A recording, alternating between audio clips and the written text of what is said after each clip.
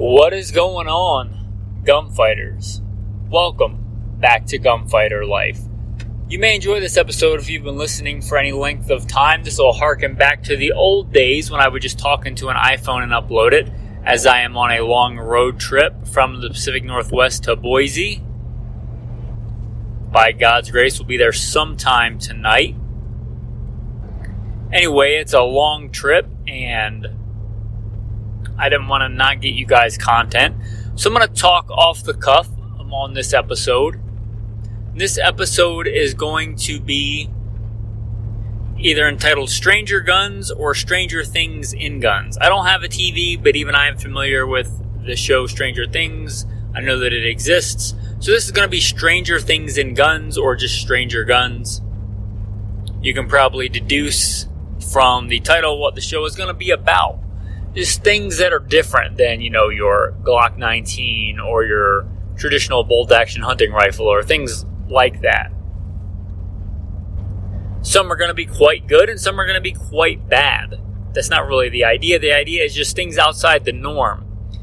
I don't know if I'll go back and edit this and add in the bio. If I do not, number one, the first and foremost thing about me and number one in my life is God. I am a servant of God and a follower of Jesus Christ.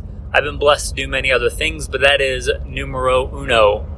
That is the alpha and the omega in my life, the greatest thing in my life. My life revolves around Him. Hopefully it does, and everything in it. And this podcast is no different. With that, let's talk about some stranger guns. I'm going to start off with the gun that kind of inspired this episode. The Savage Impulse. Now, the Savage Impulse is not the only straight pull rifle. The Swiss had a military rifle. And that's going to lead me to a short segue. This is not really about a lot of old guns. There were really cool old guns at the turn of the century, back when we were trying to figure out what worked best. There's an entire channel, Forgotten Weapons. The host of that, Ian, he does great content, does really deep dives into engineering and really cool things on those guns. So I'm only going to mention one or two old guns on here, mostly because they're still fairly familiar. They're not so obscure that you would probably never run across them. But the Swiss did use a straight pull rifle, but the idea behind a straight pull bolt action rifle is not new. But the only new version of that I'm aware of that's common, at least here in the US, is the Impulse. There is the Blazer R8, but those are pretty expensive and kind of a niche thing. Here in the US, Savage decided to make a straight pull rifle, meaning that you fire the gun and you pull the bolt straight back and you push it forward. The bolt is in segmented pieces from what I understand or from what I'm familiar with. And basically the front of the bolt rotates and locks in place manually. Meaning if you took and don't do this, it's bad for the rifle, but if you took a cleaning rod and say beat on it at the front of the bolt face, it wouldn't open. You have to actually pull the bolt handle to the rear to get the action to open. That's how it's safe to fire. But it's a modern bolt action rifle, chambered in likely all the common calibers, probably 308, maybe 30-06. I've never actually handled one. They're fairly new, and if you listen for any length of time, you'll know that I like for something to be around a few years before I'll trust it. But from all accounts, it's a good rifle. It is a bolt-action rifle and very modern in every aspect, other than it's a straight pull. But it's a much stranger design than we're used to. The traditional turn bolt, usually the turn bolt, cock on open actions, both control round feed, push feed are fairly common, but a straight pull rifle, aside from the old Swiss military surplus guns, that's a fairly unique and stranger gun. But the Savage Impulse is a thing. And again, these guns are not necessarily better or worse, they're just different. You may decide that you want a straight pull rifle for whatever reason that you want a straight pull rifle. But it does exist. It is stranger. Certainly, props to Savage for trying something new and bringing something different to the market. But the Savage Impulse is a thing. The next one I'm going to mention, because one of the patrons gave me some flack. If you listened, I probably won't edit this. So if you listened to the cartridges of the Motherland episode, Spasiba, and I forgot one. I forgot the Negant round. I think it's the 7.62 by something. 38 sticks out in my mind, but I could be wrong on that. But it is a very unique cartridge for a very unique gun. Unless there's one I'm not familiar with, the Negant Revolver is the only revolver that can be effectively suppressed. If you don't know, most revolvers, they have some gas that escapes between the cylinder that rotates and the barrel. There's a cylinder gap. The Negant actually, I don't know if camming is the right word, but it actually cams that cylinder forward to lock into the forcing cone. And if you look at that cartridge, it actually, the brass extends past the projectile and it makes a gas seal inside, so there's no gap, which means no gas escapes, which means you could suppress it. Whether any actually have ever been suppressed or not, I don't know. But it's a more closed system than a traditional revolver. It's got a weird round, so it's a Stranger Things round, and it's a Stranger revolver. I would not claim that it's a good revolver. In fact, it's probably one of the worst guns on this episode, but it obviously was used in military service. If it's like anything else Russian, it's likely quite reliable and built like a tank, and it probably has a trigger pull like trying to pull a tank. But that being said, it does exist. It certainly is a strange revolver. And that's a good segue into the next Stranger gun. It is a strange revolver of a newer sort, and that is the Chiappa Rhino. Now, Chiappa makes some really cool guns. They make some kind of cheaper guns, and they make some really high-end guns. Their lever guns are quite high-end and nice, and the Chiappa revolver is quite a high-end gun. If you're familiar with the workings of almost every other revolver, the cylinder lines up with the barrel at the top of the cylinder, and the sights are on top of the barrel. But the Chiappa Rhino is quite different in that the cylinder lines up with the barrel lines up with the cylinder at the bottom stroke of the cylinder. So you have the cylinder in line with you have the barrel lined up with the bottom cylinder, and then you have the sights on the top of the cylinder with kind of a vent rib, which kind of makes it look like a rhino, like a rhinoceros with the front sight. It's a really cool looking revolver, I have to admit. It is quite attractive looking, and they didn't just do it to make it look attractive.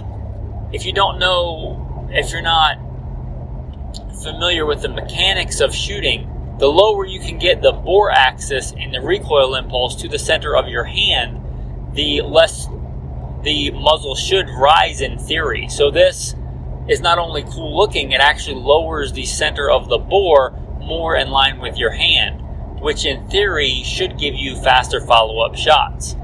With the trigger pull of a revolver and things like that, I don't honestly know if the juice is worth the squeeze, but it is a revolver that exists. It's been around for quite a while.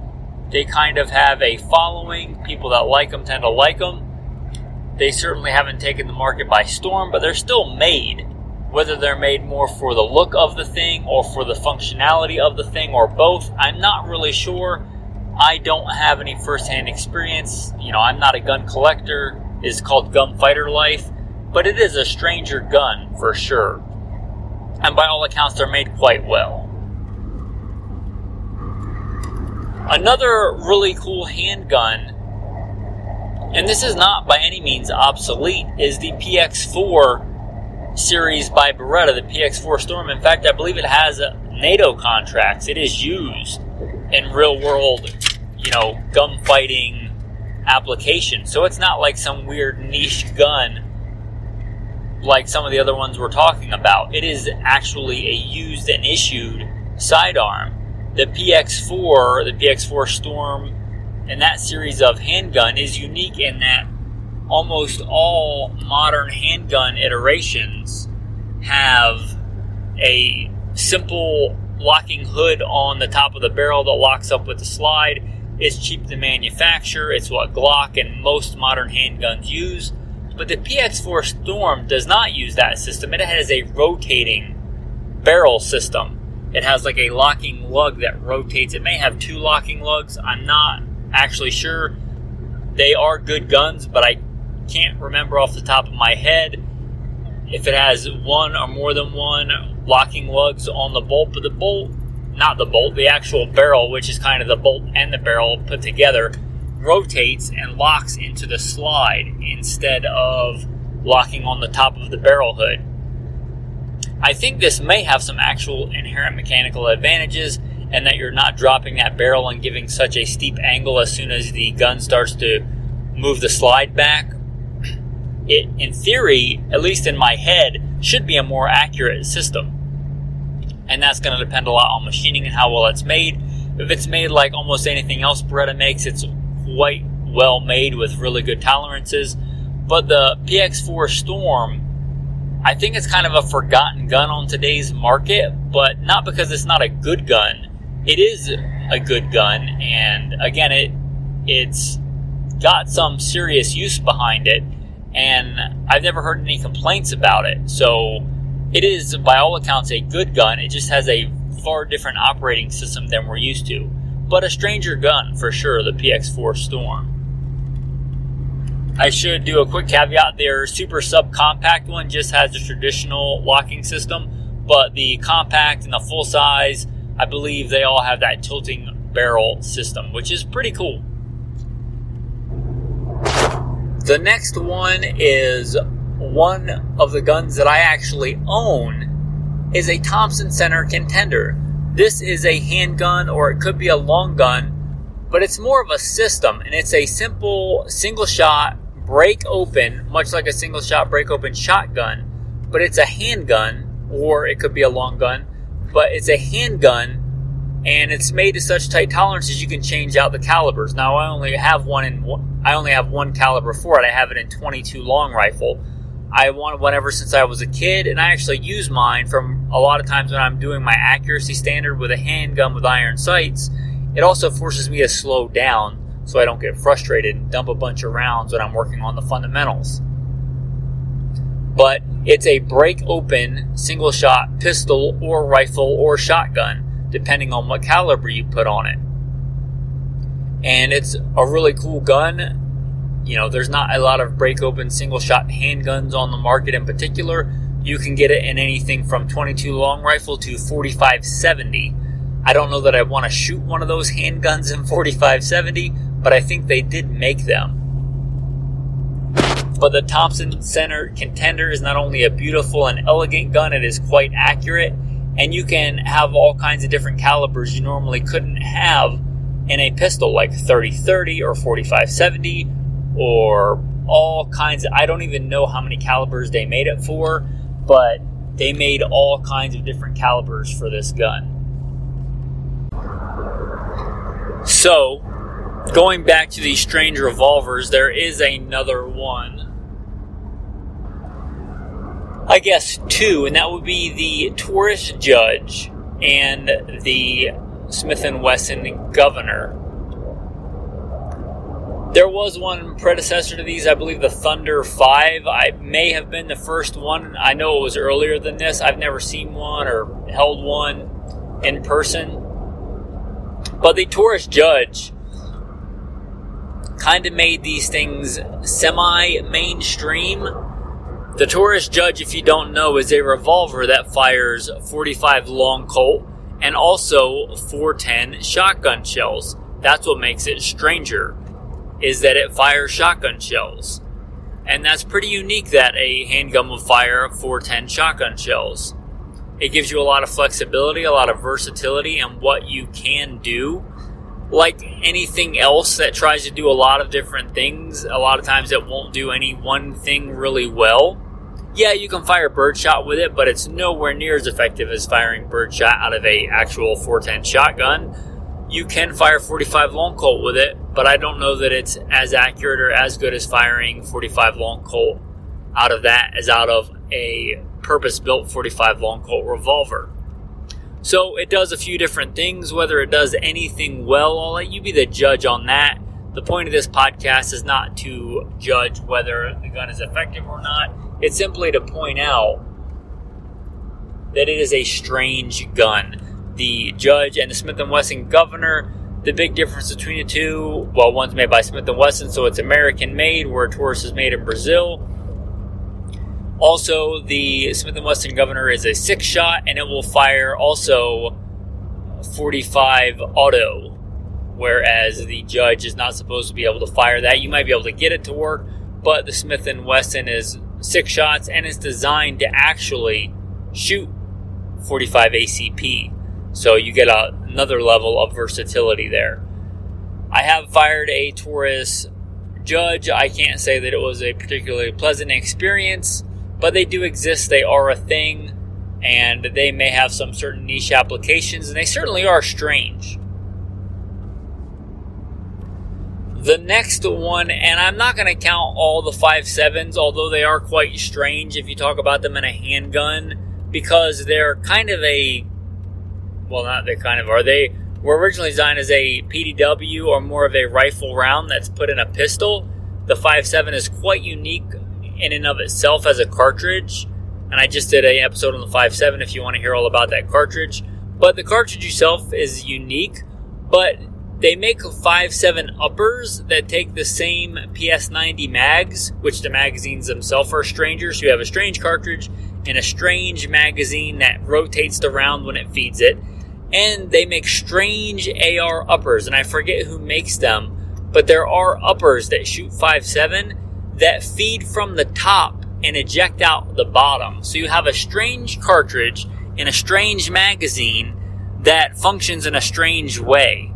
So those AR uppers, although technically not a firearm, that's just strange. The AR uppers that take 5.7 magazines that shoot that strange cartridge that feeds from the top and ejects out the magazine well, that's just cool engineering. Whether or not they work well or not, I don't know. That's not the purpose of the episode, but they certainly are strange. Strange in the gun world, for sure. Strange in a lot of different ways. So if there is going to be a strangest, that's probably got to take the cake. The top feeding 5.7 AR uppers. The next one is a gun that I think is quite good. And if I had a list of guns I would want to see make a return, a comeback, a revival tour, or whatever, I don't know if it'd be on the top 3 or the top 5 or the top 10, but it would certainly be one of the guns I would like to see brought back, and that is the Ruger Deerfield Carbine. You're probably familiar with the Ruger 1022 if you're familiar with guns at all. It is a little bit of a stranger gun in that the factory magazine is a rotary feed magazine. It doesn't feed just like stacked rounds like most magazines. If you were to cut that magazine in half, like in the middle, you would see that it rotates. It's kind of like a revolver cylinder with a spring inside a box.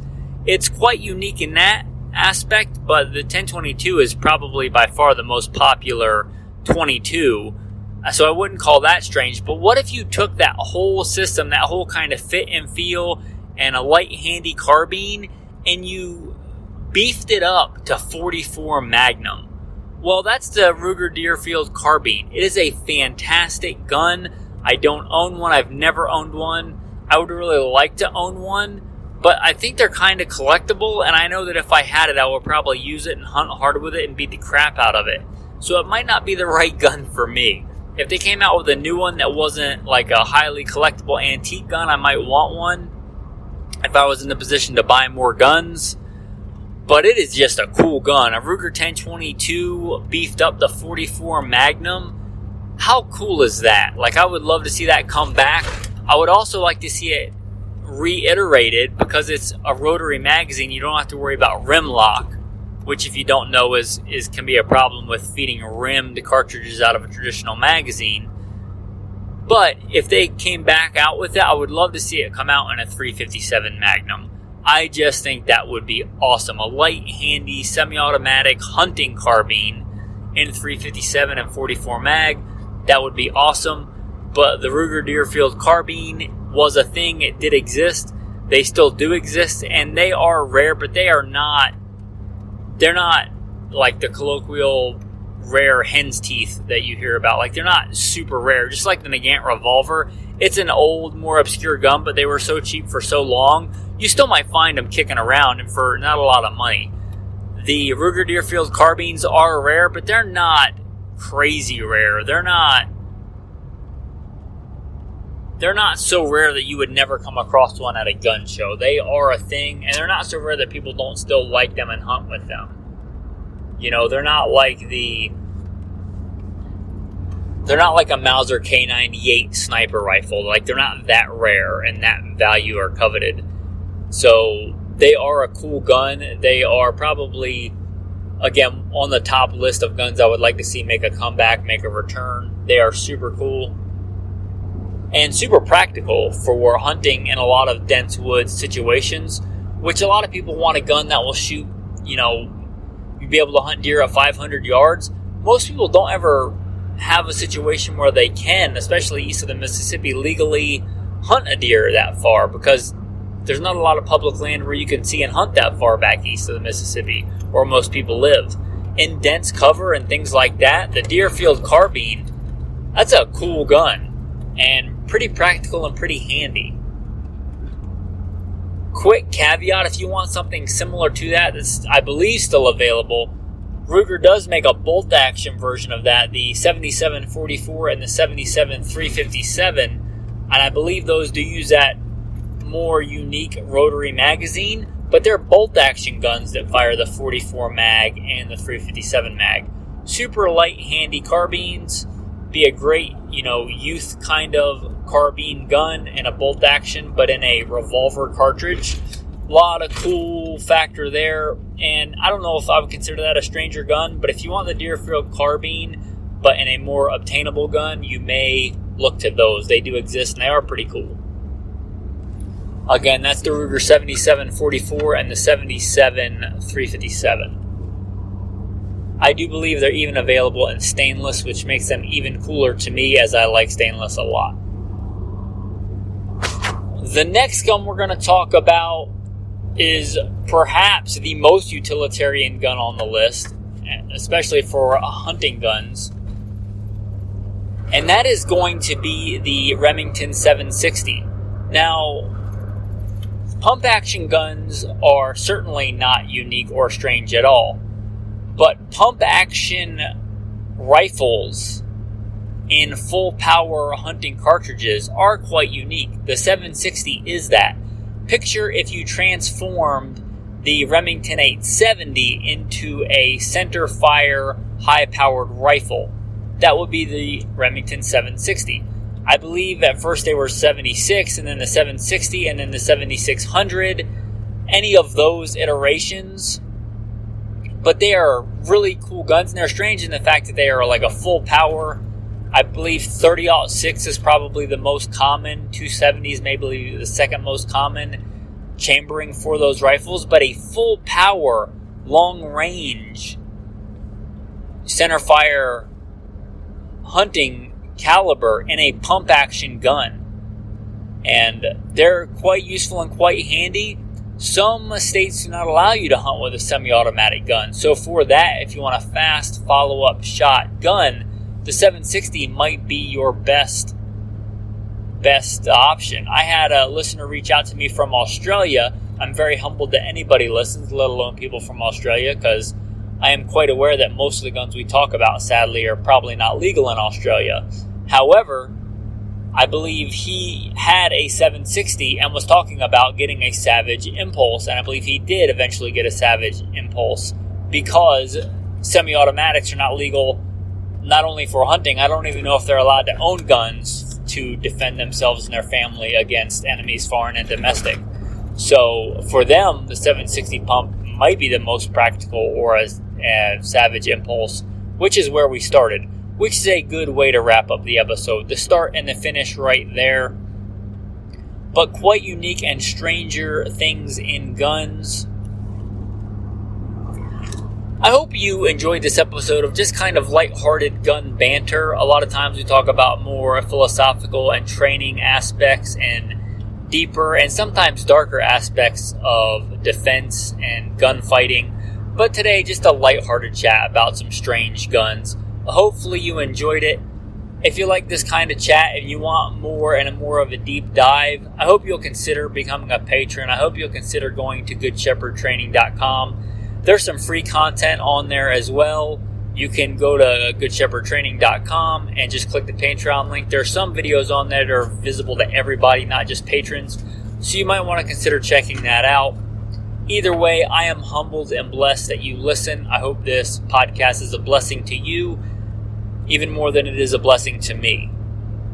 I've been blessed with a lot of knowledge and experience, and I hope to pass that on. That's, in fact, the prime directive of the podcast, to bless others with the blessings God has given me. Hope you have enjoyed that.